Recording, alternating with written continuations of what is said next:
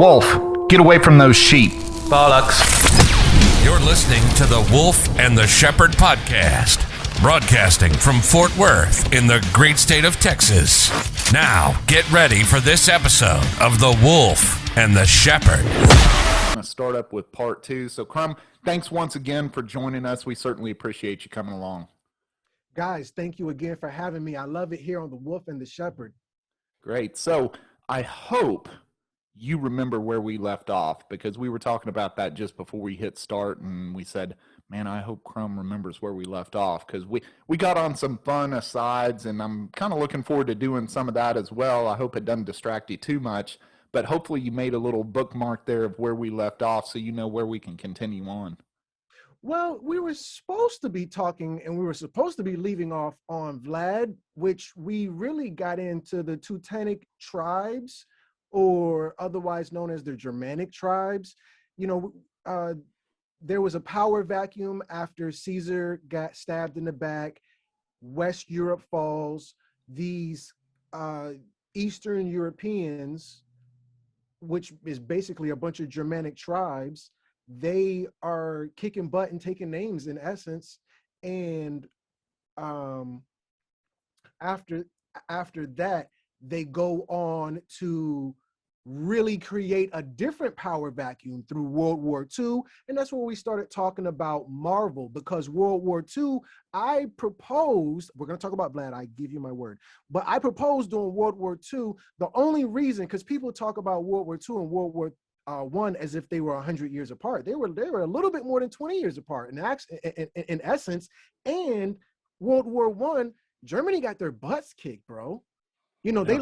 they lost a lot of good men. You know, they didn't have a lot to start with, but they lost a lot of the population, and they were so weak because we were operating in a spirit of feudalism. They were so weak that the Treaty of Versailles included the guilt clause, which is clause 231 or 132, but it has 1, 2, 3 in there in some order. But that clause basically said the whole World War I was Germany's fault, and Germany can't have an army or a military or a navy or any, you know, it's like these real small numbers, and they don't have a population. It's just women and children. So then in less than 20 years, you guys get like a huge force big enough to challenge the whole world.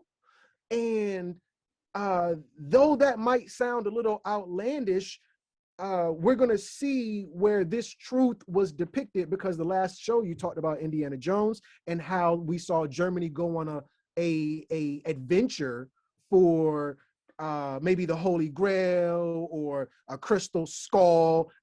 It's been so long since I've seen the Indiana Jones movie. But just like the Indiana Jones movie was depicting a certain amount of truth told in jest, we're going to see where Star Wars, which was adopted by Disney, and they come out with Star Wars Clone Wars. I was the first person to say, before they came out with that episode, Clone Wars was from World War II. That's how Hitler got all of those men to fight against the whole daggone world. It's like all of us going to have to fight against Germany. And just to give you the idea and scope of how vast the German bloodline goes, the biggest demographic of white people, for those on a podcast, I'm doing the air quote thing with my fingers, white people in America are going to be of German descent. The largest group of ethnicity or nationality in Europe are the Germans. There are more Germans in America than any other type of white people, any other type of Europeans, whatever you want to call them. There are more Germans in Europe than any other type of white people, or whatever you want to call them. You know, so this German thing, you know, and they were dealing with eugenics. Hey, we're only going to have a certain type of German. He's only going to be blonde hair, blue eyed, so on and so forth. So when I tell you about this eugenics thing, Crumb, that's crazy. Clones? Yeah, remember the eugenics projects, blonde hair, blue eyes? They was all up on the clone thing. So now we're gonna have these depictions through film, Hollywood, that are going into real life events if we really take time to look at the history. But where we were supposed to leave off at ... is slide 5 of Like Father, Like Son. Let me just share my screen. Do you mind, gentlemen? Yeah, absolutely. I need to make sure that you are the co-host, and you are, and there you go. Gratitude, gratitude. So, his father, Daddy Vlad, had to go under the Ottoman Empire. They take his 2 sons and they make his oldest son a Weapon X program type of thing. He was raised in the military. There was this dude, Bane. The word Bane is a adjective. A bane is a thorn in your side, somebody who's very annoying. Yeah, but, the bane of my existence. Thank you. Well, Stan Lee within his, well, no, this is DC, but excuse me. I'm so in love with Stan Lee. Been Batman, this is the DC universe, not the Marvel. He has a nemesis, a arch enemy, if you will, and his name is Bane. And Bane is the only one that broke Batman's back. He's a real thorn in his side. So now, if you look at Bane's backstory, Bane was raised in prison. Bane was raised fighting. This is the Vlad story. Vlad is raised as a Weapon X. He's a Wolverine. We just beat your ass every day and you fight. And he can do it very well. Now, is Bane the dude that has the deal over The his mask on mouth? the bottom part of Okay. his... I didn't realize he was from Washington. Yeah. Oh, okay. I didn't like that Bane. Now, okay. In terms of arch nemesis, rest in peace. Joker has taken posthumously the crown of best nemesis of all time within his depiction in The Dark Knight. Gentlemen, have you seen the movie The Dark Knight? Yeah, I've seen, well, I mean, especially that trilogy, because the one with Bane was The Dark Knight Rises, wasn't it, the last one? Oh, Which Joker was in The Dark Knight? Because there's been so many dudes that have played him. Heath Ledger. That was the in- Heath yeah, Ledger in The one. Dark Okay. Knight, and then Yeah. obviously Joaquin Phoenix in the last standalone Joker movie. Now, Bane in the original comics, didn't he go through the same training as Batman with the same people? But the movie actually had it, he was born in this prison, and he was the only one to actually manage to climb out of the prison up that empty tower or something. But I think it differed a little bit from the comic books, the actual movie. It's been so long, I don't remember. Well, actually, that part was true to the spirit of the comics, and I'm not sure of the cartoons, but to the spirit of the comics, yes, Bane grew up in prison. A lot of stories of people being born, when your mother go to jail, if she's pregnant, you're going to be born in prison. So that was the Bane story. He grows up that way, and in effect, Vlad grows up the same way. And let me digress just one moment more. Yeah, Heath Ledger, there's never ever going to be a better bad guy or a better Joker or better anything in terms of nemesis than him. He did the best one. So Bane, but hey, you know what? I got to experience Heath Ledger. I'm jaded at this point. Yeah, there will never be a better Joker than... I mean, I think Joker Phoenix did a good modern day Joker in terms of... To me, it was like, what was that movie, Falling Down, where it had a man normal in society, then just one day has a crappy day and just goes Michael ballistic. Douglas. Yeah, and Joker and Phoenix's character in the Joker, it's really about a normal man trying to achieve the American dream, but just gets beaten down at every angle until this other persona comes out. Almost, you're not sure whether he has this kind of dissociative identity disorder right from the beginning, but you get little clues that is perhaps unhinged, some exaggerations. And then, when his character full out, gets out of the box, I think that's more of a metaphor for, how we are in society now, how you can only push people too far before they're going to flip. But Heath Ledger's Joker, I mean, it's hard to ever better that, purely because it wasn't a character which, had huge muscles. You were dealing with a mind so perhaps corrupted that you couldn't tell his next move. And the Joker in the original comic books was the same way. Batman, he was originally known as, Bruce Wayne. Well, no, I mean, that's in the detective, part of the Dark Detective, whatever it was, his nickname. But he couldn't use his traditional detective methods on the Joker because he didn't follow the normal pattern of human behavior. And that's what made him so unpredictable. And he would commit some crimes. And again, going back to one of the recent Batman movies, when Alfred is telling the story about, all those gems which were stolen, and about some people just want to see the world burn, that there's not always a motivation for something. Some people just get off on the destruction, right? They can cause. But anyway, that's a great aside. Well, yeah, but doesn't that, Crumb, doesn't that kind of fall into the whole Vlad thing? I mean, here you had said in the previous episode before about how, he was beaten all the time and everything, and probably kind of had that same kind of mindset and everything that kind of foreshadowed this, so to speak. Absolutely, and I think there isn't a better word for foreshadowing, but I think with Vlad, his sense of nationalism, because keep in mind, he's very much behind enemy lines, submerged in a different culture of people who don't speak his language, people who don't look like him, they don't eat the same food as him. It's culture shock, and a part of what we were referring to in the last episode was the emo thing. This is culture shock. These are people who have reserved from the culture. This is the dark side of our society, of these people who are struggling to, fit in. So with that said, I'll continue. Like father, like son, we're talking about Daddy Vlad. So Daddy Vlad, he remained neutral during Hunyadi's long campaign against the Ottoman Empire. So now Hunyadi is the leader or the voivode of Transylvania, which is right above Wallachia, where he rules at, and it's between the Ottoman Empire, which right under, imagine you being well, this is American, this is very American.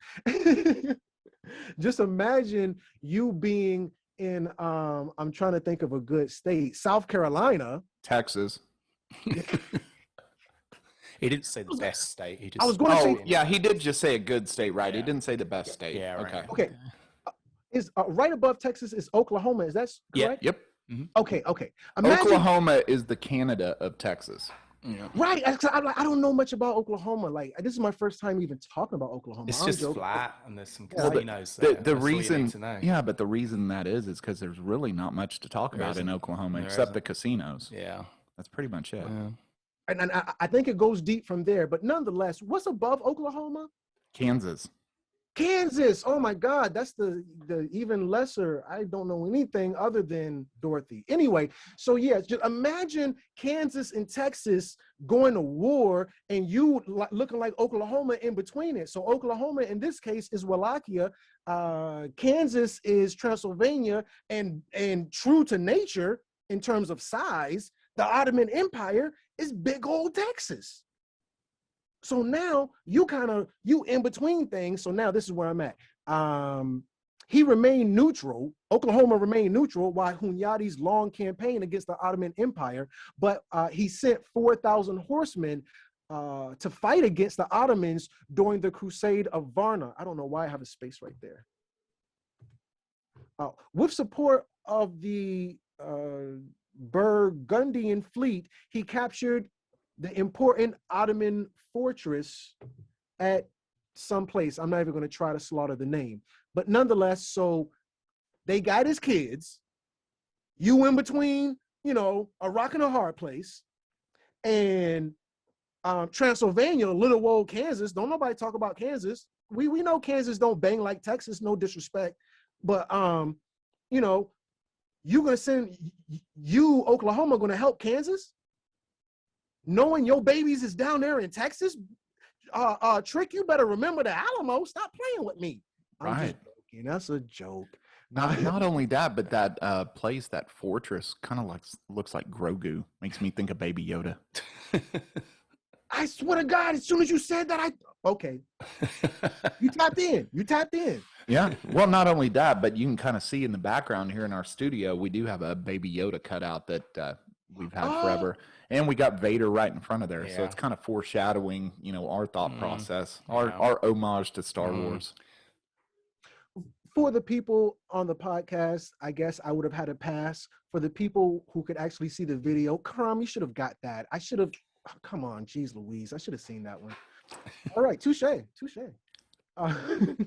So this guy goes and sends some help. They capture a little whatever, but it's not horrible. He made peace with the Ottoman Empire. This is Hunyadi. Made peace with the Ottoman Empire, which contributed to the I'm sorry, let me back up. With the support of the Bon's whatever fleet, he captured an important Ottoman fortress, whatever. He made peace with the Ottoman Empire, which contributed to the deterioration of his relationship with Hunyadi. Hunyadi invaded Wallachia, forcing Vlad to flee to another place where he was killed. This is Daddy Vlad. So Daddy Vlad is in all types of ish.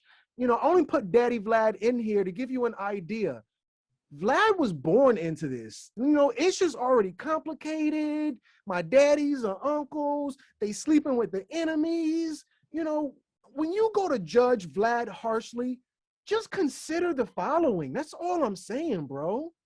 So let me just continue on, because at this point, I feel like I know everybody's going to go against Vlad because of the whole Dracula thing. And yes, Vlad did drink blood and eat people and stuff.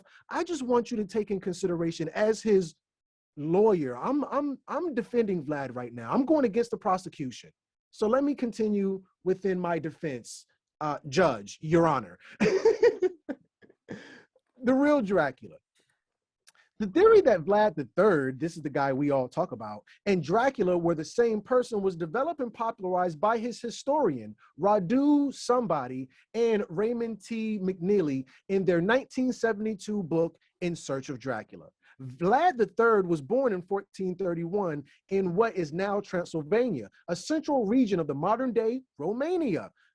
Stoker, this is the guy who actually wrote the book. Stoker's Dracula took place in Transylvania, where the historic Dracula, Vlad III, was born. He is known as a hero of Romania, also Wallachia. His family even owned a castle called Ran Castle, a modern-day tourist attraction in Transylvania that is often referred to as Dracula's Castle. The castle is high up on the mountain in a foggy area, and it looks spooky. It's what one would expect of Dracula's castle. So what we have here, folks, gentlemen, is an amalgamation of fact, fiction, fairy tale, fantasy, and of course, history. So I think, even with the Indiana Jones reference and the Star Wars reference, it really all plays into the dichotomy of the learning of what's really going on in terms of history. Because a lot of people, this is boring to them, but I guess when they tune in, to the Wolf and the Shepherd, now it's like, oh, wow, you know what? They did make cool smart. Yeah, now, again, in that region, the Carpathian Mountains, strategically from a military point of view, certainly I remember from the Second World War that it was considered to be kind of like almost impassable, like going east to west, west to east, whereas where this all takes place, that's really kind of going north to south on the eastern side of that area. But the Carpathian Mountains, Transylvania as a region, it wasn't rich agriculturally. They didn't have huge armies, but if you could hold there with troops, those mountains, any opposition coming through those mountains would just be picked off. And the Germans used to have very heavy war horses, and they couldn't navigate through those mountains. And so it was very strategic, even though as a piece of land, it wasn't that rich. There wasn't anything there. Just as a strategic point, if you controlled that part of Europe, you could pretty much control the separation all the way down. And that actually forced the Germans in the Second World War to go further south to easily make that transversing easier to actually get to Russia, but it was actually the Carpathian Mountains which slowed down that march across Europe to the east. It's almost like when you play the game Risk and you take over Australia first, so you get those Right. extra cards, and you just make sure to scatter pieces along so the person doesn't control the continent, so they Right. get the extra pieces, and you just keep building up Australia and put everybody like in that one little entrance. Yeah. Spoiler alert, if you ever play Risk Yeah. against me, that's how I play it. Yeah.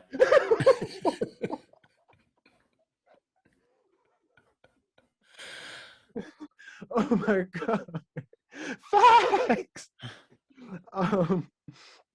So I was gonna say, you got me with that one. Oh my God, you took me back. I haven't played Risk in forever. However, They have a Star Wars version of Risk They now. do. They Really? have a bunch of different versions of Risk now. Yeah. Yeah. The Star Wars one would be pretty fun. Yeah, I've so never I played figured, that, but yeah. I haven't played Risk in a long Yeah. time. But that's immediately what I Yeah. thought of. Just don't put all your troops on Alderaan to Yeah. begin with, and they'd be right. No, that'd be okay.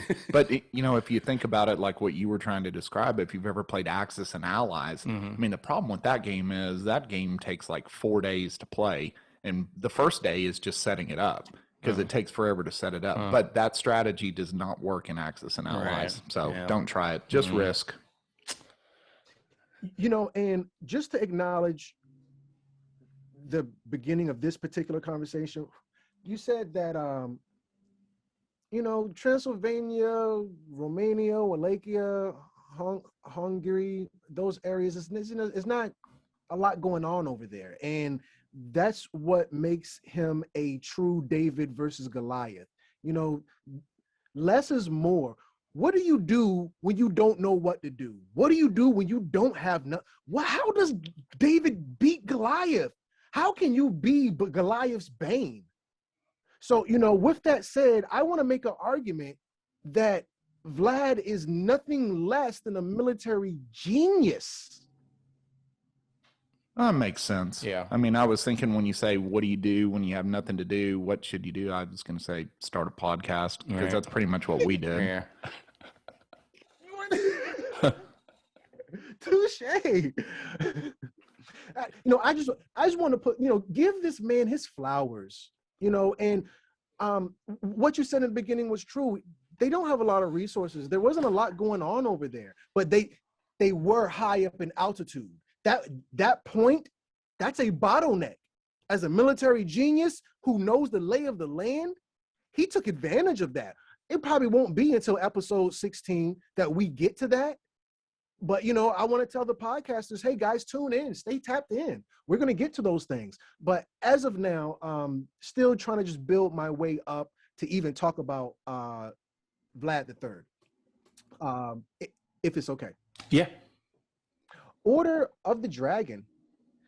In 1431, King Sigismund of Hungary would later become the Holy Roman Emperor, inducted the elder Vlad into a knightly order, the Order of the Dragon. This is coming from the Holy Roman Emperor. I know this whole Dracula thing is satanic, but this is very much, as I said in episode 1, this is a Christian crusade. He's the last knight. He's a Christian. He's not a devil worshiper. This is not Satan worship. I want the family to remove the spookism from Hollywood, which I call Hollyweird, and let's get right down to history. So now, this designation earned Vlad II, Daddy Vlad, a new surname, because he was just Vlad. You know, he is, let me remind you from episode 1, I had informed the family, Daddy Vlad is a illegitimate son. He was born illegitimate. He had to wait till his older brother died before he could even say a word. You have to respect the bloodline. This is just how things work. This is the feudal system. I digress. So now he is designated under knighthood a new surname of Dracul because he joined the Order of the Dragon. This is no different, folks, than the police here in America. This is not the Bobbies in Europe. No disrespect. This is here in America. Our police force. This is a fraternal order. If you look on the badge here in America, it'll say FOP, Fraternal Order of Police. A knight is a policeman. So okay, you know what? We're gonna make you a policeman now that I'm the role. I'm the vicar. I'm Christ incarnate, and I designate you a policeman. And we're going to change you. You are hereby Dracul of the Order of the Dragon. This designation earned Vlad the new surname Dracul. The name came from the old Romanian word dragon or drac. His son, Vlad III, would later be known as the son of Dracul. When you say Martinez in Spanish, that's the son of Martin. Here in America or even in England, the English version is Johnson, the son of John. So now go back to Thor. Go back and watch the Thor cartoons. I'm a Marvel head. Who are you? I am Thor, Odin's son. What's your last name? Odin? No, his last name is not Odin's son. He's trying to tell you he's the son of Odin. His son, Vlad III, would later be known as son of Dracul, or in Romanian, Dracula. Hence, Dracula. In modern Romanian, the word drac, this is modern Romanian. The word drac refers to the devil. Okay, all you new school young Romanians, I get it. It's just changed. It's a new world. That was the end of the medieval times, bro. We don't talk like that no more. All right, fine. I get it. Things change. I just want you to know this whole spooky thing. Oh, Crumb, that's the devil. That's the devil, Crumb. Dracula, Crumb, I know that's the new thing, but in the beginning, it wasn't the devil at all. It was just some regular bloodline thing and honorable and knighthood. And, that's what we was banging back then. So, with that said, I want to yield the floor, and then I'll finish this slide. Yeah, I mean, that totally makes sense. I mean, especially when he got into the whole, Johnson thing, son of John and all that. And over the time, I mean, even when you talk about when we come over to the Americas, right, from England, and how many people had their names misspelled. Now, they say that that's not really true, that people didn't get their names misspelled in Ellis Island, but I've got proof that that's happened. I mean, even in my family line. And then you take something that meant something a long time ago and then try to spin it into something different today. Makes sense. Mm-hmm. Absolutely. There is a epithet, Faggot, here in America. However, if you go back just a couple decades ago, that was a cigarette or a bundle of sticks during a Faggot is a bundle of sticks that would particularly be used to set a witch on fire. Right. This is misogyny. So and they still kind of say that a little bit in England over there, referring to cigarettes, don't What's they? that? Well, because you've said that, so, Crumb, just to kind of catch you up, I used to smoke cigarettes a lot. And one of the times I first met Tristan, he had one of his English friends over, and we were over at another person's house that didn't smoke in their house. And so I said, well, I'm going to go out and have a smoke or whatever. And his English friend said to him, he's like, well, let's go out with the blokes while they smoke a couple of fags. And I looked at him like, well, what?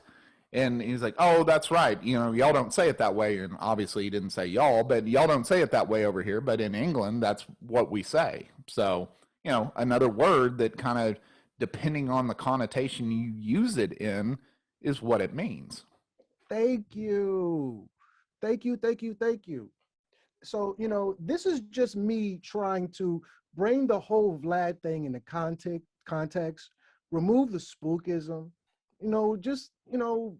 let's just put ourselves in their shoes before we go demonizing and vilifying people. Shall I continue? Yes. Go for it. The Order of the Dragon was devoted to a singular task: to defeat the Turkish, or as we know, the Ottoman Empire. Situated between Christian Europe and the Muslims' lands of the Ottoman Empire, Vlad II, Daddy Vlad, and later Vlad III, Dracula, whatever, home principally of Wallachia, was frequently the scene of bloody battles as Ottoman forces pushed westward into Europe and Christian forces repulsed the invaders. So this is just the backdrop in which Vlad is growing up in.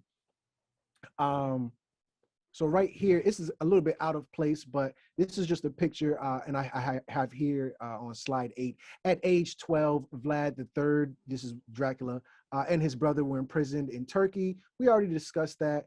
And Vlad himself was very pale. If you go back and watch Spider-Man 3 with Venom, Peter Parker goes through an emo phase. Emo comes from Vlad. If you go back and look at Peter Parker during his emo phase, Peter Parker is pale. You know, he's Nordic looking, he's Scandinavian looking, he's from the up top looking. You know, but keep in mind, at this part of Europe, it's very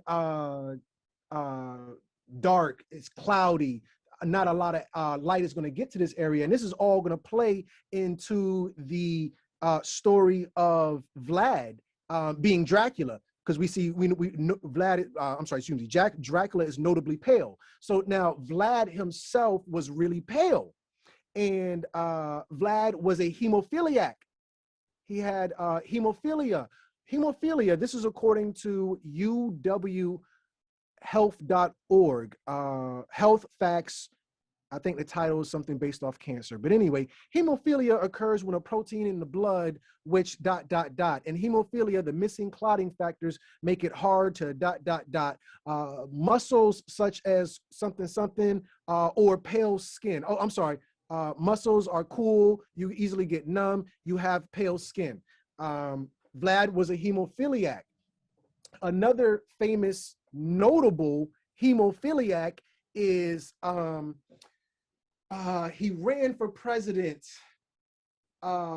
against George Bush. Who ran for president against George Bush? Bush wasn't what's his face? Al Gore. Al Gore. Yeah. So Al now Gore.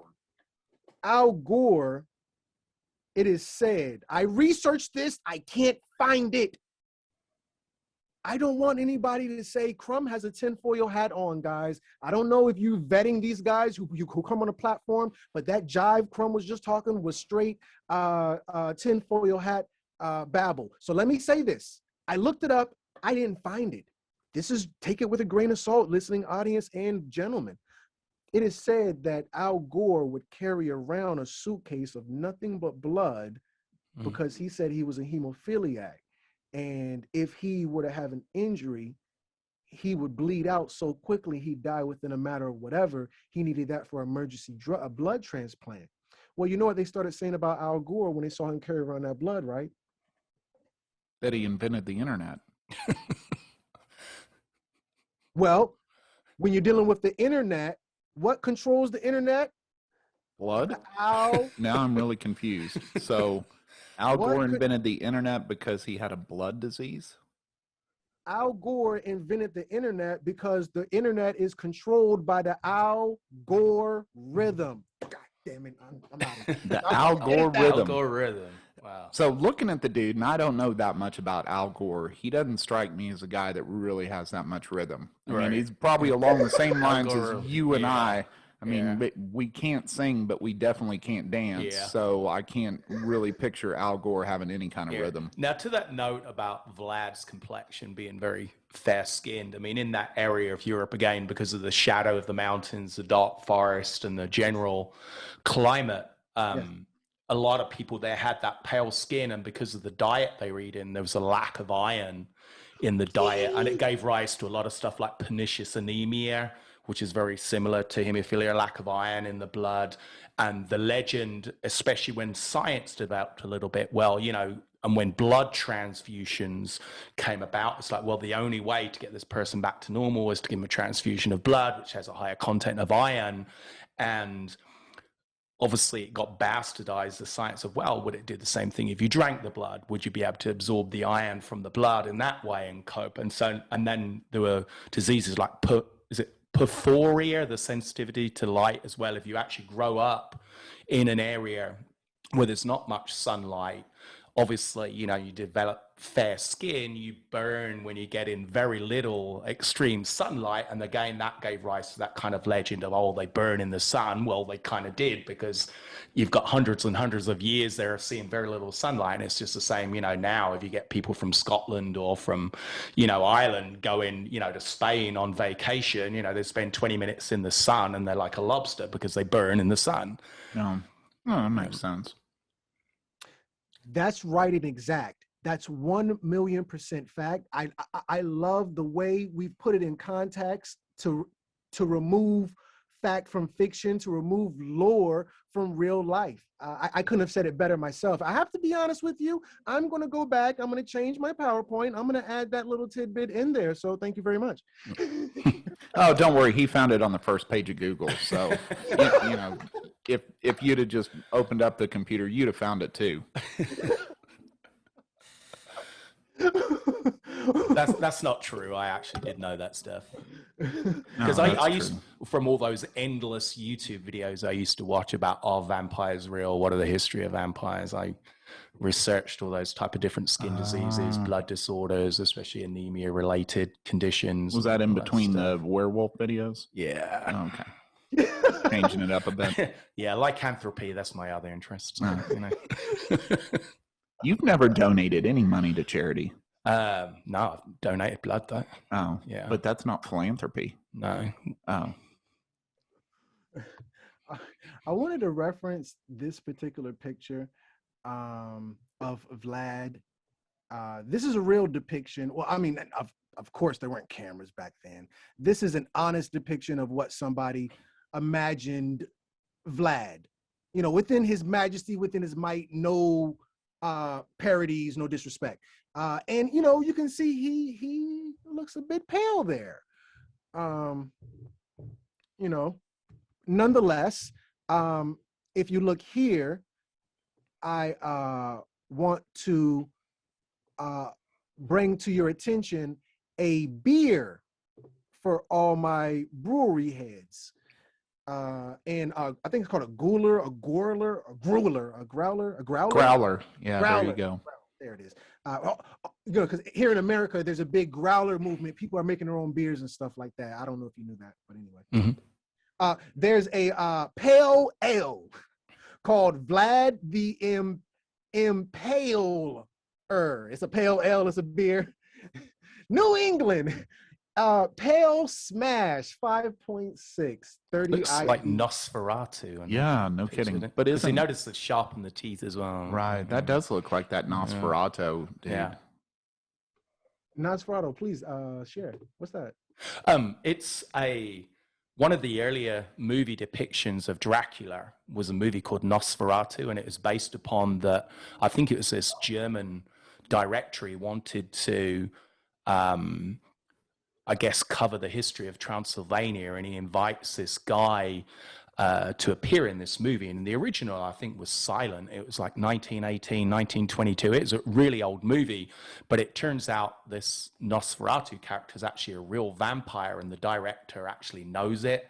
And this vampire is basically killing off the cast members as he goes along. And if you look at Nosferatu, the photo, especially of the original, the guy who played him, looks exactly like that depiction. You look at the early pictures of him, like scroll down. That's the very first movie. There was a remake, I think maybe in the 70s of it, but that was kind of the stereotypical kind of vampire look with those kind of sharp. That's the early depiction before they made Dracula all handsome, because there was no love interest in this part here. Yeah. Well, not only that, but I'm pretty sure you knew this. I think we've talked about it. There was some other movie that was made about the fact that Nosferatu movie, when it was made, wasn't special effects or anything, and that dude was actually real. Right. I mean, it's a great movie, especially if you watch that original one. It is very, very eerie. I mean, it closely follows kind of Bram Stoker's Dracula's Guest book, I think. I might be wrong there. But yeah, I mean, it's a very different depiction of a vampire, and very different, I guess, reasons why he's doing what he's doing. Right. Absolutely. So this beer is a really crafty marketing thing, and craft beer, maybe that's a play on words. I did that subconsciously, I don't know, but and it's called Vlad the Impaler. There's so many double entendres. This is such a cool beer. I need to even drink some of this. Just these guys are just dope. I just like them a lot. But yeah, they pulled from the cliche Ferratu, which I didn't know. I just added that to the PowerPoint. I'm gonna come back to that part. So I think we've actually made it to slide 12 already. The vampire disease, which I think is such a awesome segue. And I think I'm hitting on all cylinders with these big words that I'm using. I'm proud of myself. I'm a nerd. Bear with me. But yeah, the vampire disease, by some estimates, 45 million Americans, most of them Northerners, are so hypersensitive to UV light that the first splash of spring sun causes itchy red rashes or patches of small red bumps to flare on uncovered areas of their chest, backs, upper arms, bellies, or shoulders. They have a common condition called polymorphic light eruption, otherwise known as PLE, P-L-E, found in about 10 to 15% of people in North America, mostly white people. There's another more rare condition. Let me just make these pictures a little bit bigger. Actually, I'm gonna make these pictures super bigger now that I'm done the boring part, which is reading. The most exciting thing about this PowerPoint is all these pictures. Bear with me with the pictures as well. They're gonna get better. Anyway, let me just try to read this a little bit, then I can put the pictures up there. There's another more rare condition linked to sun sensitivity called porphyria, which he brought up. I forgot I had it in the PowerPoint. I lied. Now we found the truth. Sometimes known as vampire disease. Porphyria is an incurable inherited disorder that affects the nervous system and skin. Symptoms include burning, blisters, swelling of the skin when exposed to the sun, along with severe cramping, paralysis, and sometimes psychosis. Let me just show you this picture right here. Make this a little bit bigger. In my best Irish impression, a wee bit bigger. A wee bit bigger, yeah. And as you're doing that, it's kind of ironic that you bring that part up about the paralysis part, right? So you have the deal where they're sleeping in coffins and all that during the day, because if they're out in the daytime, then hey, it could cause some paralysis there, right? I mean, something along those lines. Maybe I'm just making that up. No, you're hitting on all cylinders, young man. I wouldn't go so far as to say that. I think I'm one of those new Chevy engines that kind of shut down like half the cylinders to save fuel mileage.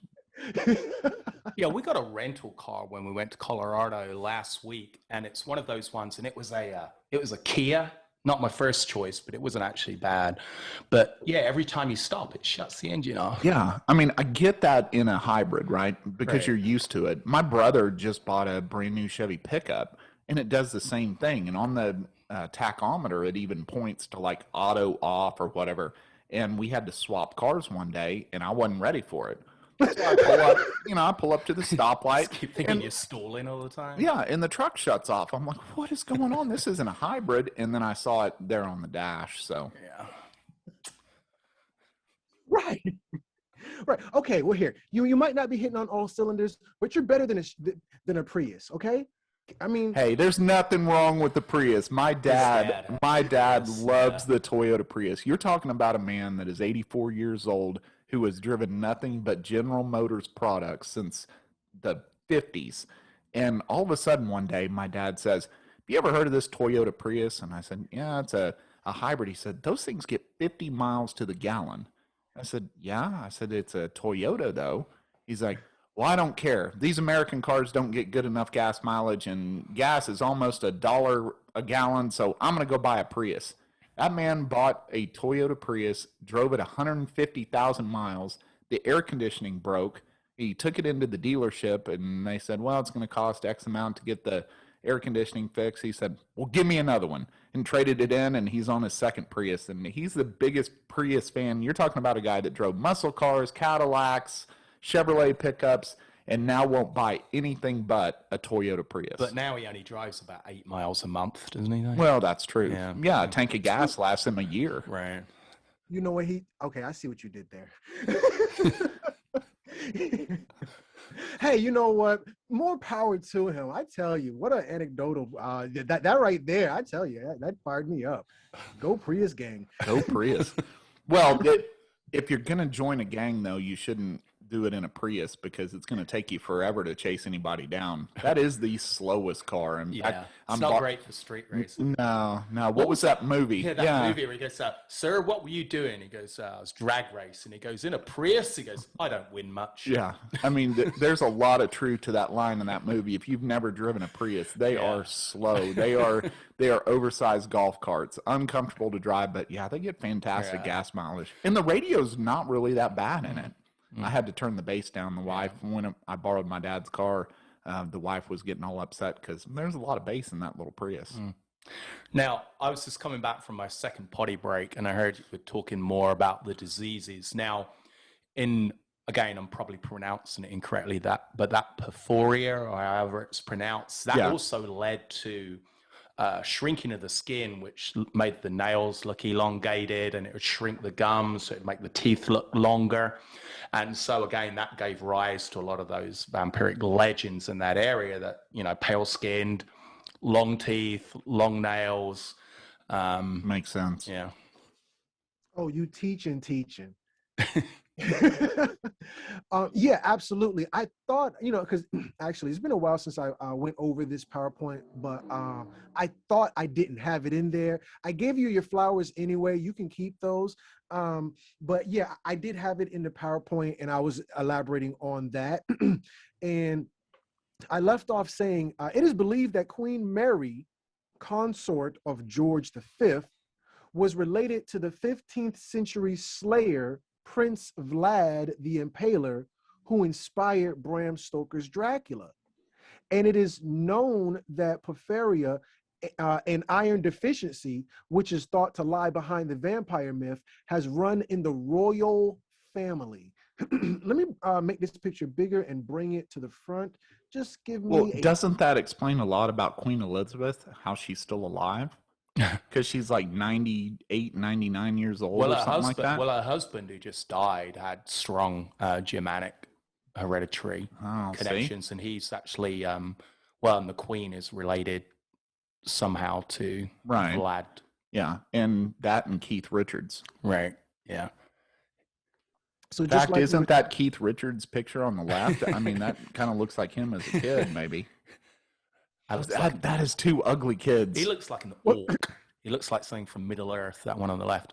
Yeah. Apologies, because, obviously his kids are suffering from something, but, they probably don't listen to this podcast anyway, so I don't think so. That is so. He did not say that. But he was, within his porphyria, because you can see they're pale as well, it has made their teeth sharp. These aren't the canines. Those are the two front teeth that have been made jagged like that naturally. Wait, no. Now we got to go back. So make that picture bigger again. You're saying those are not the canine teeth? No, those are not canine. Oh, no. Wow. Well, you see, what would happen in the situation like on the left? But that's what I'm talking about, the dude on the left. Yeah, but when you get recession of the gums, you find teeth will fall out. But the canines are actually deeper rooted. They have longer roots because obviously in predators, you use the teeth to tear flesh. So they have to be able to take a greater strain on them. And so they have deeper roots. And so when the gums would shrink, the other teeth would fall out. But the canines would often remain. Again, that's why you'd get that kind of vampire look. I stand corrected. Brother, you are teaching. I stand corrected. Let me draw your attention to my shirt. Do you mind? Yeah, go for it. I wanted to see if I can just kind of make my shirt make my picture. Master student. Yeah, there it is. I never claimed to be the master teacher. Never, ever, ever. Never, ever, ever, ever. I always claimed to be the master student. They say, it was told to me, and this changed my life, gentlemen, when the student is ready, the teacher will appear. And this is a little anecdotal, bear with me, my apologies. but I struggled within making this PowerPoint. I got to be so transparent with you. This has been a work of love because it's so hard to find unbiased information, mature content, and to put this together, because a lot of it is overtly biased. And so when you add that context, it's enthralling to me. And for me, I'm like, oh, that's my teacher.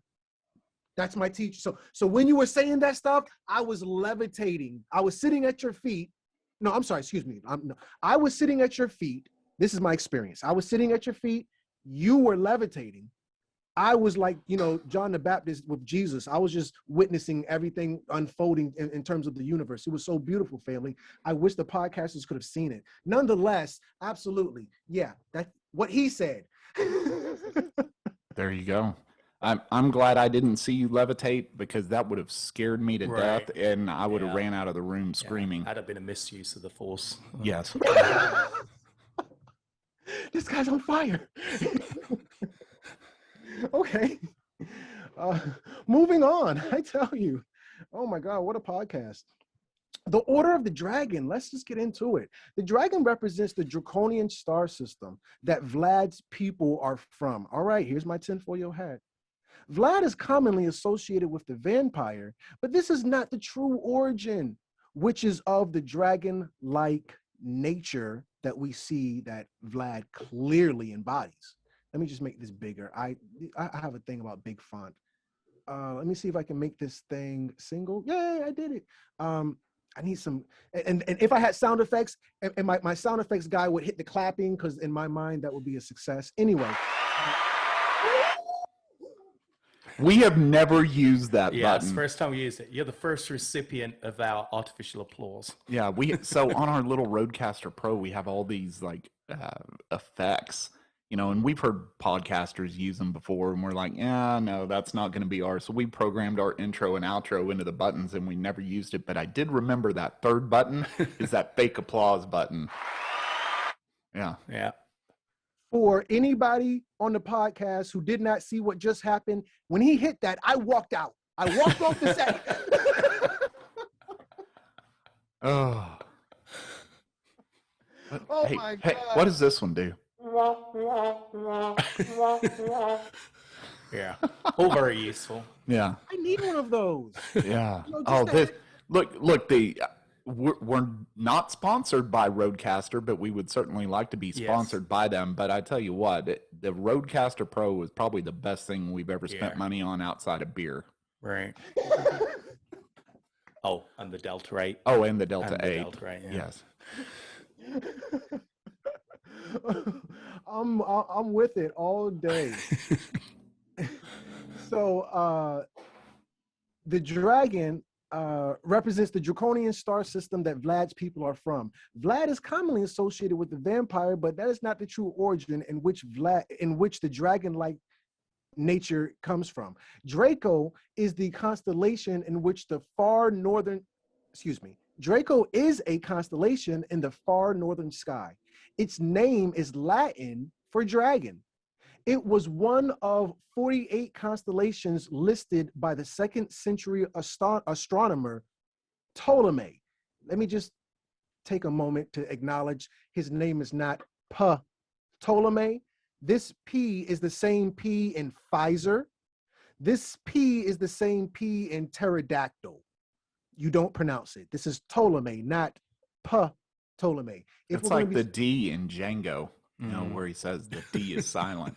Oh my God, he's But you know what has always bothered me about constellations? I mean, other than the Big Dipper, I look up there, I don't see these pictures at all. Like, what kind of Delta 8 were these guys on, where they're looking up at these stars and saying, oh, there's a dragon? Yeah, but you have to remember, especially from that region there, how dark it was. There was no interfering light. They had a full view of the night sky, so they could see all those constellations, which we have never seen. I mean, unless you go to somewhere like Death Valley in the United States, you're not going to see the type of sky they saw there. That's a good point. There's my teacher. No, no, you don't want to go down that road. You talk about tinfoil hat, you'll be wearing a 3-piece tinfoil suit if you start listening to him. You look like a 1968 astronaut costume off of a made-for-TV special or something. Right, that you bought at a thrift store. Do you know the most toxic pollution that never gets addressed? The number one pollution that is most potent, but no one talks about. Yes, I do. It's the Dave Matthews Band. We've discussed them before. That has polluted the music industry. The Dave Matthews Band. Yes. I'm a fan. Oh no. Oh no. Well, that will do it for this episode of the Wolf. No, I do like 2 songs by Daft Punk. I like Crash. Oh, now see, you're going to 2 songs before you said one. The other one, there was Crash and what's it? The space between us. Oh, you need to stop right. No, you need to stop right now. We are not going to talk about the Dave Matthews Band anymore. But I believe the answer to your original question is light pollution. Yes, it's light pollution. I don't know. I'm second question. Is it the Dave Matthews Band? I don't know. It is. But the second worst pollution is light pollution. Light pollution. Okay. But yes, light pollution. It's just like that Dave Matthews Band. Satellite. Da, da, da. You know, they have that stupid song too. So they're even alluding to. I'm pretty sure that's it. Well, you're the Dave Matthews Band fan. Isn't there a song that he says satellite in, and he says it over and over? It's not as bad as he wakes up in the morning. But anyway. Oh my God. Yeah, absolutely. But yes, to use your quote, I digress. Light pollution is actually the biggest form of pollution, I believe.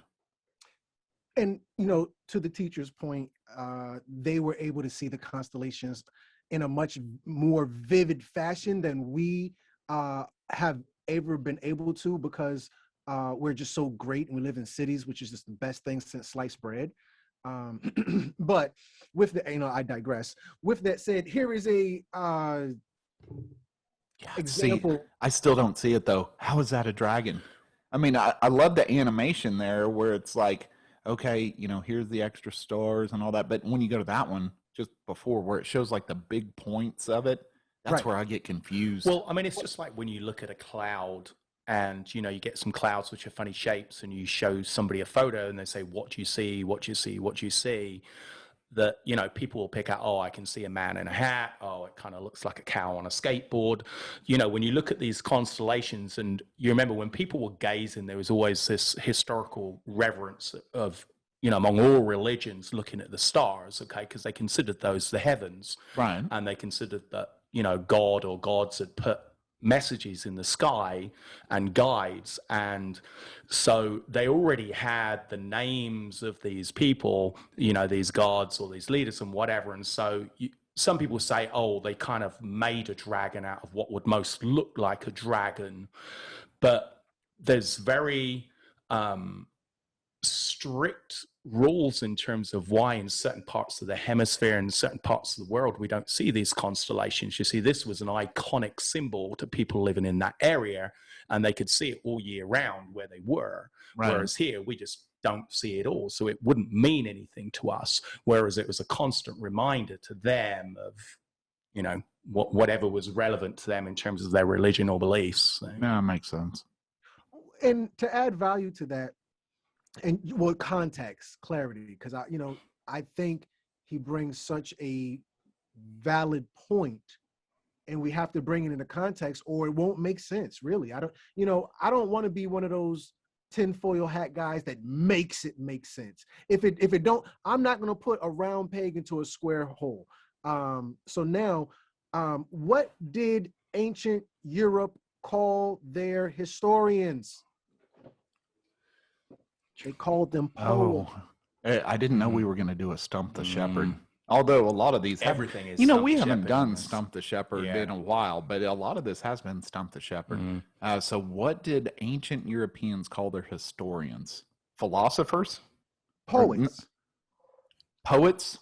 Yeah, Homer, Odyssey and the Iliad. That was a poet. That was poetry. Not Simpson. Then different Homer.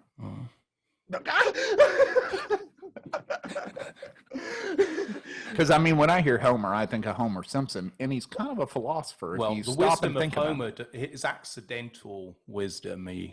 right. But Yeah. even if it's an accident, it's still wisdom, Wow. right? I think so. Touche. Now, just to put some context on Homer, Homer is the author of the story, the Odyssey and the Iliad. This is basically the Trojans versus the Greeks, and this is where the saying comes from: "Beware of Greeks who bear gifts." Mm-hmm. And they had this wooden horse or whatever like that. And they outsmarted them. We know how the story ends. Surprise! This is not a gift. We're gonna kick your butt. Well, now when I go to that Greek restaurant here in Keller, they've given me like free appetizers before. So I shouldn't have accepted those free appetizers from a Greek restaurant. So you don't want to take anything from a Greek? Now, Well, for the history of that story, was that just symbolism, or was that actually true? Was there actually a wooden horse was it Troy or wherever? Yeah, the Trojan Yeah, horse. Trojan horse. That's where Trojan viruses right, come from. But was that actually a true story, or was it symbolic in terms of giving the country an offer of kind of like peace and, we'll give you a certain percentage of our crops, and they allowed them in, and then they just kind of took over the lands? I've never actually read on it enough to know whether it's actually Well, let me just finish the story, and then I'll bring context to that. So now, and this is all going back to the dragon. I know we're digressing, but I can go back out the rabbit hole. What were we talking about? I don't know. No, I know. But that's what happens when we get No, together. It's just so many rabbit holes that we're basically living in a rabbit warren at this point. That's true. Yeah, but there's no gophers. there's no gophers. Yeah, we don't like gophers. They tear up your yard. Where Although rabbits eat a lot of lettuce. they do eat a lot of that. Yeah. Yeah, They don't But you really don't, eat but carrots. You don't, so they steal nothing from you. That's true. Yeah. But did you know rabbits don't really eat carrots? No, I That did not was know something that Looney Tunes tried to prove to us when we were kids, because Bugs Bunny was always eating I carrots. thought I think they ate a lot of root vegetables. Not carrots, though. I don't know how true that is. Carrots were invented. There was no such thing as carrots before the Europeans invented those in the 1600s. So that means Vlad never ate a carrot. No, never did. Did you know George Washington didn't know that dinosaurs existed? Well, no one in Europe ever saw the color orange until the 1600s. No one ever had the color orange. People lived and died and never seen anything orange up until just a recent time in terms of Europe. Europe didn't taste sugar until like the 1500s. All of European history, nobody tastes sugar ever before. And then once the first European, people didn't even taste caffeine until up until a recent time ago. Is that why whenever you drink tea, you don't like sugar in your tea? No, actually, caffeine. That in tea it comes from the leaves, but in coffee it comes from the beans, and it was actually an accidental discovery that the beans had caffeine in them. Yeah, but I don't like to eat beans. Yeah, I know. And that's But they probably would why I chew them don't in the really- mouth and grind them, and it would give that feeling of like temporal euphoria, and that's how they discovered that caffeine was actually in the coffee beans, and that's how we actually developed making Yeah, coffee. there you go. When you got a toothache, you put that daggone Yeah. Mm-hmm. that tea bag with the caffeinated tea bag, you got a toothache, put it in your mouth. Mm-hmm. Come on, Teach now. Come on, Wolf Teach. Yeah, well, we always just rub tequila in our kids' mouths. It was the Hispanic version. Yeah. It was always just put a dab of tequila in the mouth. In England, they would have, even with kids, if they had toothache, they'd get them to gargle with whiskey on that side of the mouth. I heard whiskey. Tequila, maybe the Spanish version. I definitely heard whiskey. Yeah. Yeah, whiskey. Yeah, That's the only thing my wife has appropriated from her Hispanic but culture. they would put it in the baby's milk bottle, whiskey, to help them to get to sleep as well. That was quite a common thing up until like the 70s. I do that to help me go to sleep too. Yeah. Well, keep in mind, heroin was medicinal up until just a short period of time, like World War II or something. Yeah. Well, and so they had cocaine in Coca-Cola years ago. Well, yeah, That, but I mean, that's a lot why. of those drugs came from military. I mean, like MDMA. I mean, that was used to keep the troops alert and awake. Right. You know, the only problem with it is when you crash off of it, you crash hard, but it would allow you to wake up and instantly your frontal lobe would, you know, instead of that kind of drowsy waking up and, you know, trying to find your bearings, waking up off of sleep, off MDMA or any of those type of uppers and poppers, you'd actually be awake and fully alert straight away, which is why they were used in like Vietnam and, you know, some of the other more recent wars. They would give them to troops. Oh, I thought that was in Vietnam. I thought it was all mustard. Mustard? Yeah. Are you talking about mustard gas? Yeah. I thought that's what that was for. Oh, chewing mustard seeds. Are you on about that? Yeah. Yeah. Same thing. But when I put mustard on a hamburger, I'm not awake. That's because you're using that French crap, Dijon. Oh, that's what it is. Funny. Okay. Derived from a different type of mustard seed. There's more than one kind of mustard seed? Mhm. I didn't know that. I didn't know that. Wow. The rabbit hole does go deep. Right. Like now, just now is when we really start getting into the meat and potatoes. How many types of mustard seeds? Stop playing with me. I don't like mustard on potatoes, though, if we're talking about meat and potatoes. Mhm. I'm really not even a big fan of mustard. I got to be honest with you. English mustard is good. I don't like the French mustards. They're too mild. I kind of... Yeah. No, mustard should have a zip to it. Yeah. You know, you should be able to taste it. Mm-hmm. Yeah. But the wolf and I, we like spicy foods. So well, like you know, flavors. When we start getting fancy, I think, you know, because we do have an Englishman from across the pond, you know, that's my talk, how I talk that talk. You know, and I thought from growing up here in America, they didn't use regular mustard because I was conditioned. I was raised by the TV. You know, he would pull up to him. Excuse me, do you have any Grey Poupon? Right. But of course. Yeah. We just use mustard. Well, that's the first thing I said whenever I met Tristan. I said, well, okay, you're English. I don't know what to say to you. Do you have any Grey Poupon? And he reached in his back pocket. He's like, well, but of course. No. They just carry I'd never they carry it around. I've never actually heard or seen that commercial. Oh. Are you Well, wow. that destroyed that fake story. Well, that's why I didn't know what on earth you were talking about. Oh. Yeah. So go on, please, Vlad. Oh, Vlad. Oh, That's what we're talking about. That's Vlad. what we were talking there about. we go. Dragons. Constellations and how they could see that most year round, and it's very symbolic and meaningful to them, as it was kind of a guide. Ah, okay, yeah. At least you're paying attention. Yeah. Well, you know, we were really, you know, just really trying to be pragmatic about it to say, hey, why would they say that's a dragon? And that's where we started talking about European historians who are poets. The most famous European historian is who? Homer. Homer was what? A poet. What is Homer's contribution to European history? Homer came out with the first fully scholastic body of work. There were other writings in Europe prior to Homer, but it was, you know, cuneiform, clay tablets, writing on walls. I'm not talking about no caveman bullshit, mumbo jumbo. I'm talking about a literary scholarly work, and that's coming from Homer. So now this is the Odyssey and the Iliad. Crumb, why did they teach us about the Odyssey and Iliad in school? Because that was one of the greatest literary works to ever come out of that time. So now the story within the Odyssey and the Iliad is of Odysseus. And where we left off is really the beginning of it, the wooden horse. These aren't friendlies, it's not a gift. You know, we go to the restaurant and they give you bread in the beginning.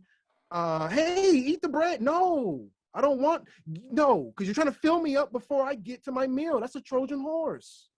Because you were talking about the Greek restaurant. I told you we were going to go down the rabbit hole. I'm going to bring your tail right back out. There we go. Yeah, somebody's got to keep me honest. Oh, is it Dr. Shepherd? Do you know why most of the historians and scholars in Europe actually use poetry and prose? No. because there was heavy persecution at the time from religious bodies, especially the Catholic Church and even the Eastern Orthodox Church. Anything seen as heresy in terms of the introduction of new scientific teachings and stuff, if it was put down in kind of traditional manuscript writing, Almost like a textbook. Yeah, people would be, like put to death and stuff. But prose and poetry was still seen as a form of entertainment, and that way you could actually get your message out to people without, being hung or drawn and quartered or burnt at the stake. Is that why Shakespeare wrote all those plays? Was he trying to teach us something? He actually had quite a lot of political messages in there. But again, he was able to get it across under the guise of entertainment, which is done today, obviously, through movies and media, that you can actually introduce ideas into society and into a culture through the back door, through movies and music and lyrics, etc., because it's seen as entertainment, so it's not as offensive, it's not so controversial if you introduce it through various mediums. But yeah, why? Sorry, Crumb. No, but I think Crumb was alluding to that in the last episode that we did with him, because he was talking about those messages that are coming across. So we're still even doing it today. Yeah, just a little bit more sneaky. We're being sneaky. And I think, to add Wolf's point, that's exactly what we talk about in episode 1. And I'll quote myself again. A lot of truth is said in jest. We refer to George Carlin, who was a very famous comedian. However, he had a strong political edge. And, in those days, you could say the wrong thing and off with his head. You spit on Sunday, you're done. Anybody heard of a mermaid? We will brick you into the wall and you can die that way. Don't play over here.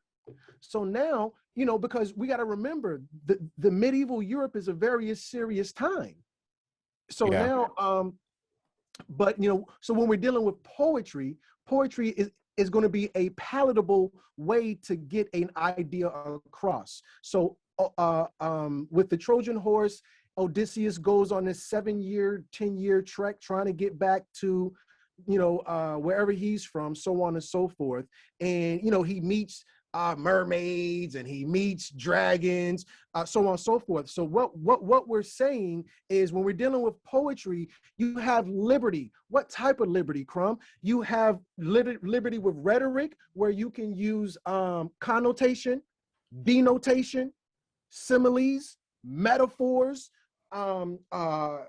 rhetoric, comedy. You can use, because the Greeks were famous for what? Tragedy. Romeo and Juliet. Anybody remember how that had love?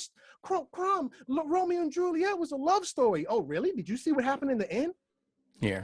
Well, that's Everybody pretty much died. what happens in the end with any kind of romance, though. Well, yeah, but Romeo and Juliet, they're only like 14 years old or something, weren't they? And they had however many people died. And, well, I mean, it's officially called a romantic tragedy anyway, but yeah, most marriages are, though. not normally so many people die in the process, unless you're like the Clintons, but we won't go there. So now we have a little bit of breathing room through certain things to help you follow somebody, to make a creative point, to allude to something. You may not want to make a straight sexual joke, but that's what he said. These are innuendos. This is how we play with the language, which a lot of people at that time were really starting to do. Remember, the Gutenberg press doesn't come out until a certain period of time, and that's what had the whole Protestant. This is episode 1, folks. Go back and listen to the first episode. This is where the whole Oliver Cromwell Protestants versus Catholic things come from. But let me not digress. I wanted just to bring some context to the idea of the dragon constellation. It's not literally a dragon. This is just a poetic story to help you understand a higher science, folks. That's all we're talking about, good brother Shepherd. Okay, and now does dragon, the origin of the word, mean power, or it's closely related to power, right? Something which has had power bestowed upon it. When you're dealing with the dragon, you're dealing with wisdom. Right. Okay. The dragon represents wisdom. I do have a topic, a lecture called "We Are the Reptilians," where I go deep into the lore and the representation of the dragon, Kundalini energy of India. That's their pantheon of their belief system, so on and so forth. But I don't want to go too far for the sake of time and for the audience, so that they can kind of get an idea, because I really want to venerate Vlad. Right. Yep. So Draco is a constellation. Excuse me, I made a boo-boo. Draco is a constellation in the far northern sky. The name is Latin for dragon. It was one of the 48 constellations listed by the 2nd century astronomer Ptolemy, not Ptolemy, and remains one of the 88 modern constellations today. The North Pole is the ecliptic. The North Pole of the ecliptic is a Draco. Draco is a circumpolar, and I'm sorry, Draco is circumpolar, that is never setting, and can be seen all year round from the northern latitudes. The Egyptian pyramids were designed to have one side facing north, with the entrance passage geometrically aligned to the Thuban, line, so that Thuban would be visible at night. Due to the effects of the precession, it will again be the pole star around the year 21,000. So what I'm saying in so many words is, we're only seeing a certain group of constellations in a certain time period. We see a whole different set every 2,000 years or so. Anyway, it is a blue-white giant star of a magnitude 3.7 or 309 light years from the Earth. That's pretty far away. I think the sun is 8 million miles, which is about 8 light years. So 300 light years, you can imagine. The traditional name of Alpha Draconis, which is Thuban, means head of the serpent. This is where you get, because I'm a Marvel fan, this is where you get the research and development scientific department of the Nazi regime called what, Shepard? This is Ask the Shepherd. What is the scientific research and development part of the Nazi regime called? Volkswagen. Hydra. Hydra. Ooh. The many-headed dragon. You knew the answer to that, didn't yes. you? No, Right. I didn't know the answer. I thought that was the research and development for like making the car, like the Volkswagen Beetle, the people's car. Now, Wolf, what German company built the first UFO under the authority of Hitler? Oh, Messerschmitt, wasn't it? no, that was as a plane, mate. Well, yeah, but a UFO is an aircraft. Right. Nikolai Tesla created the blueprint. Upon his death, it was seized by authorities and eventually got into the hands, while he was on his Indiana Jones epic, into the hands of Hitler. And Hitler had crafted Mercedes-Benz branch called Maybach to build the very first. Oh, Yeah. Go back to those old Hitler videos where he's going through the parades. He's in a Maybach. Mm. You know what the best engineering in the world is? Y'all want to get racist? Let's get racist. What race has the best engineering? Formula Germans. One. Germans. That German engineering. Vosperen der Technik, forward with technology. Yeah. Oh, the Wolf is teaching. Yeah. Well, I was always more of a BMW fan until BMW kind of went south. That whole company honestly went south when they came to America. Right. My first BMW that I had was actually made in West Germany. I remember seeing the plaque inside the car. And that little car went forever, never had any problems, engineered beautiful. The second BMW I bought was built in South Carolina, had all kinds of problems. Here we go. I can't afford German. I honestly can't. But I'll tell you this, go back, and this is me on my Marvel trip. Go back and watch well, not the Winter Soldier. What was that very first Captain America movie? It was a cartoon version. Oh, the cartoon version? I can't remember the cartoon version. First Captain America. Dag nabbit. What was the first Captain America movie? What was that called? I think that was the Winter Soldier, the first one, wasn't it? But didn't he appear in one of the first Avengers movies before the standalone? Yeah, well, the first Avengers movies picked up. Captain America is the first Avenger. There were no Avengers before Captain America. So we got to look at the Captain America story to even get the Avengers. So I'm trying to think what the Captain America movie was called for his story. But anyway, Captain America is fighting Red Skull. Who is Red Skull working under? Red Skull is working under Hydra, which is the scientific version of the Nazi regime, and he's working with aliens. Where are the aliens from that Red? I'm just only using this as a means, a medium to get the family to connect the dots. Where are the people from that Red Skull is working with? Those aliens, they're from the Draconian constellation.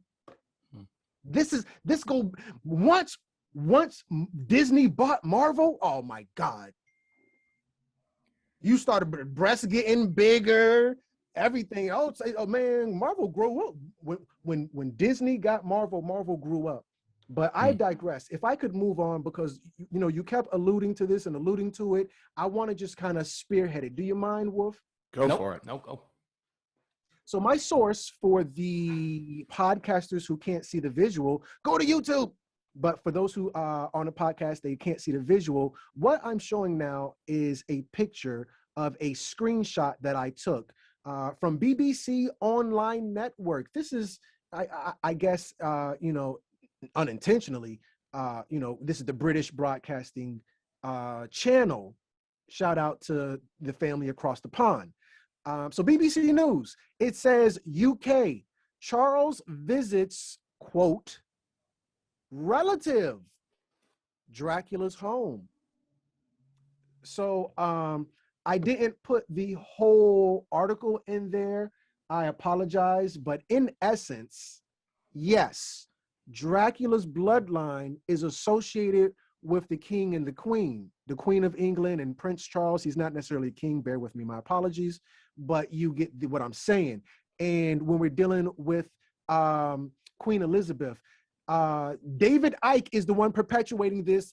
Crumb, it's you. You're crazy. No, it's David Icke, if anybody knows who that is. The first person to say Queen Elizabeth is not who we think she is David Icke. And David Icke, the shepherd, good brother shepherd, do you know what David Icke said about Queen Elizabeth as to who she is concerning the Draconian star system? I don't even know who David Icke is. Well, so. He actually used to be a TV personality presenter in England, and I don't know what the trigger was, but he suddenly started coming up with all these theories, which he started saying on TV, and then pretty much got blacklisted from TV, and then had to find his own form of media to communicate. But he was a very strong proponent of, reptilian, I guess a reptilian race which had infiltrated the royal family, and it's kind of weird because it's hard to tell with him what he means symbolically, what he actually means you to take just at face value. I mean, I've read some of his stuff, but unless you read a lot of the background to it, I mean, it just sounds like the musings of a crazy man. But I mean, Crumb obviously knows a lot more about him here. Yeah, so he's... There we go, sports. Yeah, that's what I remember him from, being a sports broadcaster. Oh, hell, David Icke. I'm drawing my line in the sand. Gentlemen, my thing is, we got to take a stand. And sometimes it has to be an unpopular opinion. And, I think what makes me special is that I've got the balls enough to have an unpopular opinion. I have the balls enough to go against popular opinion. You have already proved that because you like the Dave Matthews Band. I'm out of here. Oh, we chased him off. Whoa. We chased him off. That's twice in one episode. I know. I usually only do it once. Yeah. I quit. You're hired. I'm sorry. How is it? You quit, you get fired, you quit, you rehired, and they fire you again, or something like that. See, we're not going to have any of this issue once we interview Greg Abbott on here. Well, because he's in that wheelchair, he can't get out. Yeah, he can't jump up as fast as Crumb did out of that chair. I mean, that was quick. I mean, wow. it takes me like 45 minutes to get out of my chair, and I don't even have a Greg wheelchair. Abbott's going to look. You're going to sit there and get over this because you're not going anywhere. So Right. Well, and we could put the brakes on his wheelchair too, and like take the little handles off. Yeah. Let's redefine a captive audience. There you go. Yeah. Yeah, definitely a captive audience. Right. I'm captivated. What do you mean? Well, they held me there.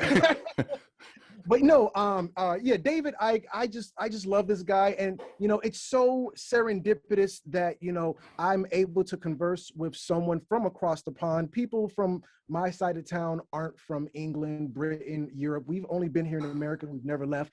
Most people in my family don't even have a passport. So to speak with the was a rare occasion. Anyway, and, you know, I didn't plan all of this. This is just serendipitous. It's all within good fortune. David Icke is an English conspiracy theorist and a former football and sports broadcaster. He has written over 20 books and spoken in over 25 countries. And that's the gist, and I'll leave it at that. David Icke quoted this one guy named Credo Mutwa. And Credo Mutwa, and I'm so glad you said that, just in honor of Homer, in honor of poetry. Credo Mutwa, the guy who David Icke got all of this reptilian mumbo jumbo from, Credo Mutwa said, this is not literal. This is all symbolic. And I appreciate you, Wolf, so much, because you said in the beginning, I'm not sure how much of this is poetic. Now, you didn't say that quote unquote word for word, but that's what you were alluding to. A lot of his stuff is poetic. Don't take it tongue in cheek. Take it with a grain of sand and understand that there's a nuance. There are innuendos. There's rhetoric. There's poetry, symbolism. In Europe, at one point in time, we have to understand the occult is different from now. To join a fraternity, meant that you swore an oath to secrecy. You don't just go talking in public saying certain shit, or we're gonna whip your ass. Matter of fact, the Shriners take a death oath. If they say certain things in public, they can be killed. I don't want to go too deep into that, much respect, but let's just put things in perspective. And I appreciate the Wolf for doing that. And I want to do that again with David Icke. So when we're dealing with the Queen of England being a reptilian, we're not saying literally she's a reptilian. We are saying she has a bloodline, just like Charles has a bloodline to the draconian star system, the Draco, which is known as the dragons. I'm sorry, I saw my hair in my peripheral when I did like that, and I thought somebody was behind me. Like, whoa! I almost did one of those Matrix moves, like this. I was about to do that, but I kept my cool. But I had to admit, because you kind of saw me jump, I might as well just come out the closet. I'm seeing things, folks. Anyway, but no, the Queen of England, and that was a joke. I'm not seeing things. It was a false alarm. But anyway, the Queen of England, she has this draconian, Dracula, reptilian folklore associated with her that isn't literal. It's poetic. And I want to vindicate these people. And I told you guys in episode 1, you gentlemen, excuse me, I want to put some respect on your name. I told you gentlemen in episode 1 that I want to remove the spookism from history. No, all that stuff in the Odyssey didn't happen, but the Trojans did go to war with the Greeks. No, well, Queen Elizabeth don't eat babies. I can't say that for sure. I don't have any 1,000,000% evidence, and neither does David Icke, but he's just speaking symbolically, and I think he has a point there. I think that's fair. That's, let's take the tinfoil hats off, folks, and let's just really get into the information. So, that's part of the beauty of the story of Vlad and his family's bloodline. But I want to move on. But before I do, I want to, also give you opportunity to, interject. Yeah. Now, I think originally I was a little bit confused when I was talking about the dragon, because I was thinking about the beast from Revelations when I was talking about, he was given power to make war with the nations. Now, wasn't there some reference to that, him being the dragon in the book of Revelations and so, traditionally the dragon has always had a bit of a bad rep as being a bit of an evil thing. So suddenly you have Vlad Tempest Vlad Dracul, the dragon, it's automatically has dark connotations to it. Yeah, but what about Puff? Puff the Magic Puff the Dragon. Magic Dragon, Yeah, yeah. he was a nice dragon. Yeah, he was, but he was the result of a get-together with some people sharing some Delta 9. Oh. Puff the Magic Dragon. Oh, Yeah. so that was that propaganda then? Well, he was a nice dragon. Yeah. Yeah. Oh. Bit like Pete's Dragon. Pete's Dragon was Pete's nice. Dragon. Yeah, he was nice. The Luck Dragon from Yeah. Neverending Story. That's a Right. nice dragon. Yeah. So there's lots of nice dragons. Yeah, absolutely, absolutely. And I think you again, you're hitting on all cylinders, or maybe on the electric engine. I'm not sure how to address you guys anymore, but That's all right. We don't know how we're supposed we to talk don't. to each other either. Yeah. So, okay. So are you playing a video game? Are no, you playing Xbox right now? Looks like he just grabbed an Xbox controller. He's like, you know what? I'm sick of talking to these guys. I'm gonna play some Rocket League. He just grabbed a Nintendo Switch and he was like, screw it, I'm going back to Mario Kart. Yeah. Right. No. Somebody just texted me. It was an important call. But no, with that said, I wanted to share screen and just kind of tie what I was saying into what you were saying. The family doesn't say, hey, these guys are all over the place. No, actually, family, I think we're not. And if you can really follow where the conversation is going, I think you'll be astounded. So in slide 13, I was talking about the dragon constellation.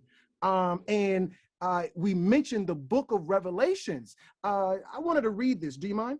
Yeah, go on. It says, I'm just making it bigger, my old eyes. Also, this article isn't my attempt to make anyone look stupid or try to dissuade anyone from believing the prophetic context of the book of Revelation or the spiritual significance of the Bible. However, it is my strong conviction that Revelations and the Bible were not intended to be literally interpreted. What do you mean, like poetry? Anyway, with that said, the Revelations 12 sign brings up an interesting discussion about astrology and biblical prophecy that needs to be addressed. Also, the Revelations 12 sign is another opportunity for astrologers to better inform the public about what we as astrologers actually do, because debunking the Revelation 12 sign from the scientific and astronomical communities is going to impact the public's perception of what astrologers do, unfortunately. So let's get into the meat and potatoes of this sign. So so before we do that, let's make sure we give credit to whoever wrote that. I can't see. Yeah, so that's from the Revelation 12 sign. Is it really astrology? September 20th, 2017, from Cosmic Mind. Yes, shout out to Cosmic Mind. This isn't a government source or what have you. I understand anybody can write anything on the internet. So well, but if it's on the internet, it's true. Touche. I wanted to ask, could we hold this thought? I just got to let my wife in. Yeah, absolutely. Can we vote on that? Normally anything to do with women, we have a vote. Oh, yeah. Yeah. Especially after 1920. Yeah, is it cold outside? Right. Well, even though the all is well, the weather is well, I will say she is pregnant. So right. Okay. Well, yeah, she gets veto power if she's pregnant. So go let the wife in, and the Wolf and I are going to kind of discuss where we're at now, because I mean, here we are all the way through to, and now we're getting into Revelation. I mean, do you feel like some of the stuff that Crumb has brought up to us is kind of opened your eyes, or are you sitting there and you saying to yourself, yeah, I knew all this stuff? It connects a lot of dots for me, because I was partially educated through my own efforts across the years. But, the dragon, along with other animals, well, real animals and other mythical animals, are normally reserved for symbolic interpretations of either leaders, whether it be political or military or even countries. And so when you look in the book of Revelation, you're not sure whether the dragon's talking about a country. Some people allude to it being like China nowadays, because things like beast coming out of the sea, some people say it's a sea of people. So is it talking about politics? The beast arising from a world of politics. I mean, the whole thing is full of symbolism, but people would attribute you know, say things like the dragon and the bear to different figures throughout history. I mean, a lot of people say the Antichrist was actually more related to the times of the Holy Roman Empire than it is us awaiting the Antichrist to come now. But yeah, but going back to the whole animal thing, I mean, we've done that forever, right? And to use kind of a looser term, like a mascot, right? Yeah. I mean, even in politics, right? Yeah. You've got the elephant for the Republicans, you have the donkey for the Democrats. We always attribute animals to this kind of thought process, and we try to pin that to an animal and say, oh, you know, if you have a weird shaped body and like to eat like a vegetarian, you're a giraffe, you know, things like that. It's more about humans sharing animal characteristics than animals actually any type of anthropomorphism, and you know, these animals suddenly having human characteristics. It's like, you know, the Russia, I think, is known as the Great Bear, or whatever, at least used to be known as the Great Bear. Well, in America, we have the bald eagle, right? I mean, big old eagle, and he's flying around doing his thing, catching fish, and well, that's just because it's symbolic of freedom, and doesn't really have any type of predator other than man. And you know, there's this old thing where Ben Franklin was attributed to the fact that he wanted the turkey to be the national bird. And you know, that's not true. Yeah. So he did like the turkey because, I mean, it's a majestic animal. If you've ever seen a tom turkey walking around, I mean, it's pretty cool. But Roosevelt the first one to pardon a turkey, or his wife or something? Yeah, something like that. That's where that whole Thanksgiving thing came from, and the pardoning of the turkey. So, you know, I don't believe in pardoning turkeys. I want to put them on the Traeger and smoke them for, you know, 18 hours at 225. Off with his head. Absolutely. All right, so we got the wife back inside. She's okay. Hey, we're all good there. All right, we just want to make sure. 7 o'clock and all is well. I've got an English guy in the room. You know, I'm taking full advantage. It's the town crier. That's what he was being there. Oh, is that what that is? Every hour they would announce that there was any news, and so he'd come out ringing a bell. Did you ever apply for that job when you lived over there? No, I can't ring a bell. Oh, okay. Well, that makes sense. Yeah, I've got so much, wrist sprain from playing computer games. I've got a limp wrist when it comes to ringing a bell. So. Did people make fun of the town crier when you grew up? No, there was actually a newspaper we received, which was a free newspaper, I think, throughout England, called the Town Crier, and it would actually be a non-syndicated paper which would have the local news for your area of stuff, which wouldn't make the more popular larger newspapers, but it'd be, you know, more localized. Okay. Well, there you go. You know, and so within spirit of, you know, the anthropomorphizing and the, you know, poetry, if you go to your Bibles, good Christians, if you go to your Bibles to Genesis, it says in the beginning, matter of fact, here we go, ask the shepherd. In the beginning, there was what?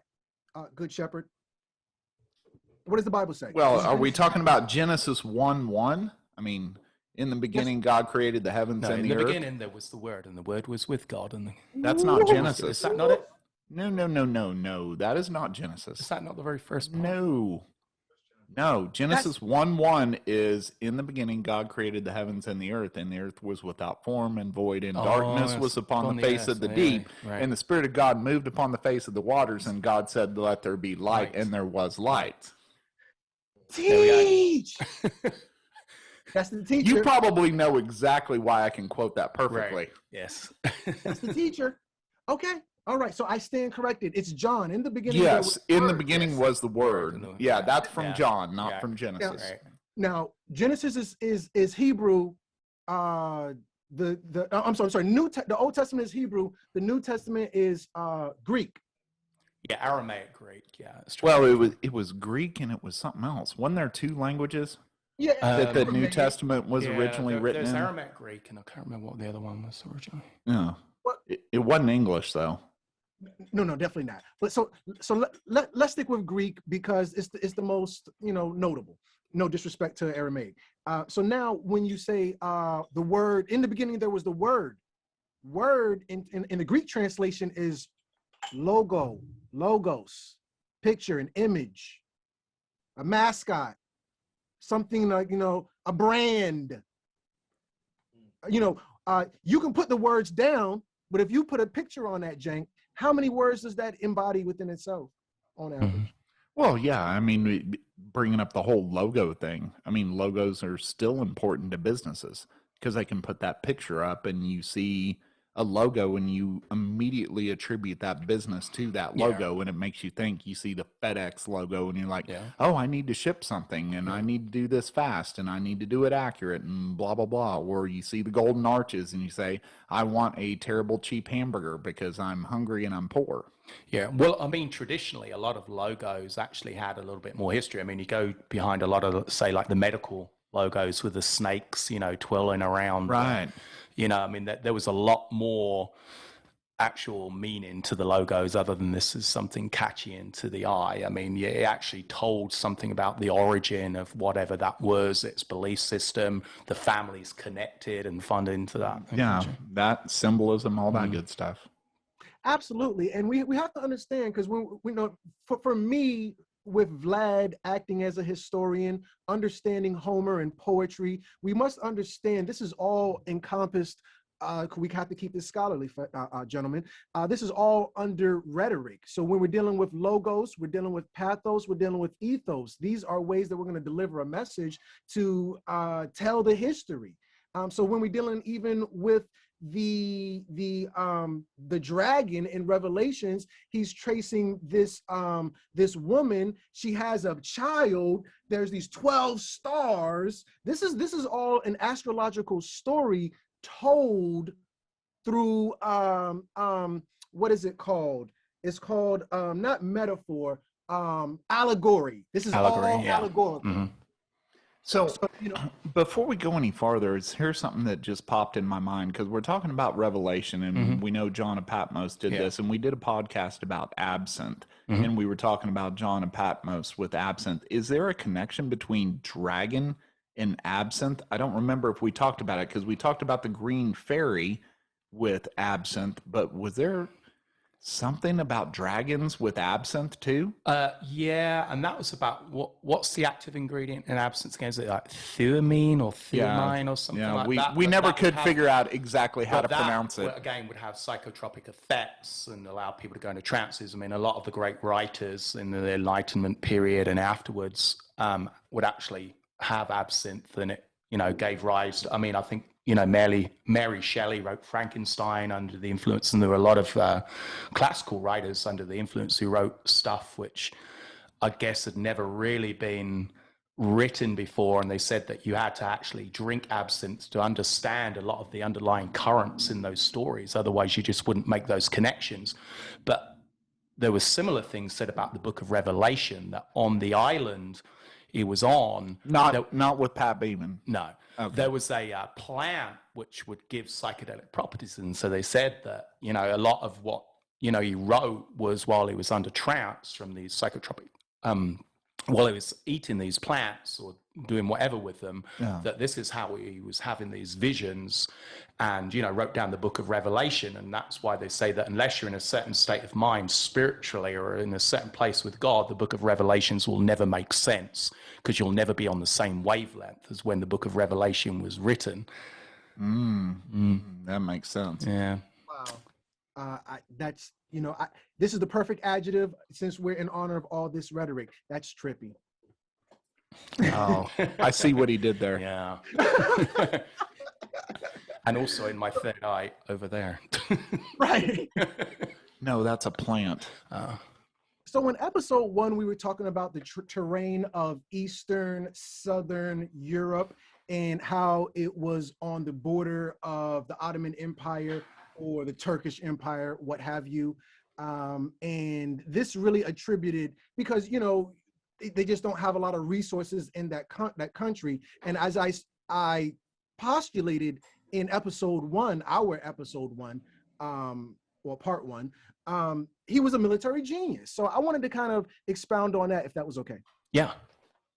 All right. So he was also extremely resourceful and realistic, using the topography, that's like the layout of the land, topography of Wallachia or Wallachia to his advantage against his enemies, altering his military tactics when outnumbered. And when I say when, I mean all the time. And using psychological warfare against those who had wronged him. You said they put somebody questioned him, he put him on a spigot. This is all psychological. Remember, you can psych a man out before you even hit him. In the hood, we call that selling wolf tickets. I digress. Did you like that? Yeah. Selling wolf tickets. Right, You just went right up his alley right now. You know he's going to steal that from me. We got a new competition for the podcast. Yeah, exactly. Win a wolf ticket. Yeah, win a wolf ticket. God, you just made his day with that comment right there. I could see his eyes light up like, ooh, I'm going to sell wolf tickets. Now, to that point, Vlad used, I guess, what is now known as terrorist warfare tactics based along similar lines as like guerrilla warfare. Yeah, I was going to say terrorist. That sounds like slander. Along the lines of kind of like, the art of war, about psychological warfare, how the impact on the enemy if you injured people rather than killing them was, had more effect. The body count wasn't always the most important thing, but a lot of especially in those type of regions, the tactics used were similar to the way the Taliban operated in Afghanistan when Russia tried to invade. You didn't need superior troop numbers. You just needed to know the layout of the land and deal psychological blows to the army as opposed to mass inflictions of casualties. Remember the British, when they first went to war, they would wear these big, bright, I can say ass, right? Yeah. Bright ass red suits. Duh, everybody know. I can see the British are coming. Duh. I can see that red at night. The red coats.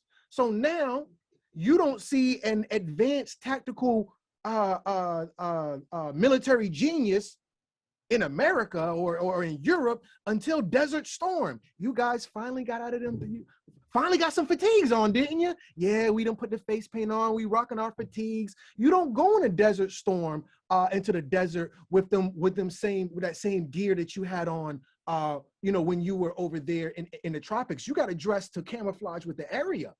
So not only that, but kind of the war topic or the tactics or whatever from the Revolutionary War. The British were always upset because the Americans, or at that time the colonists, they weren't playing by the rules. Well, there was this old thing called the Queensberry Rules, which is something in boxing. And even though boxing, even when you go back to its bare knuckle origins, there were still rules you adhere to, like not punching below the waist.